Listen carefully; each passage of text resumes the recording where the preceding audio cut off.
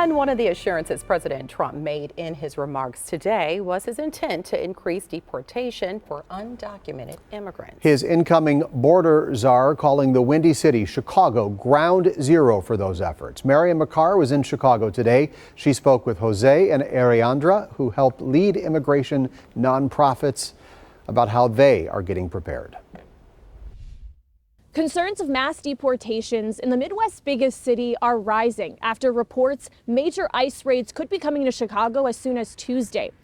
It's forced immigrant legal groups in historically Hispanic neighborhoods like here in Pilsen to be prepared for anything. We have been making sure that all of our attorneys in our network are trained on deportation defense so that they can be of assistance.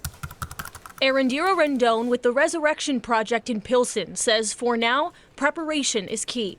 We've been preparing for emergencies like this one for the last 8 years since Trump first came into the scene, so maybe like 10 years ago, and making sure that we are establishing legal protection funds, working with organizations across the city and state. Rendon says news of potential increases in Chicago ICE raids is not a surprise, but it has doubled their efforts in educating people on what their rights are if they face detention or deportation. Jose Frausto with the Chicago Workers Collaborative shares a similar mission within the community. Educate people, prepare people for that uncertainty. The collaborative works to connect people in the immigrant community with jobs and assist with questions regarding documentation. With new concerns of raids, Frausto says they will be hiring a new position to help support community members faced with the detention or deportation of family. That person is going to be answering, helping people to identify where the relatives are detained, what's going to be the process, what are the next steps. Both nonprofit organizers say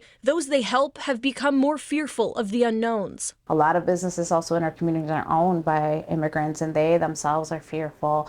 And so the ripple effect that this is going to have on our economy, that this is having on our neighborhoods, is really something that we feel. There's been no official word from the Homeland Security Department on whether or not these raids will be beginning this week in Chicago.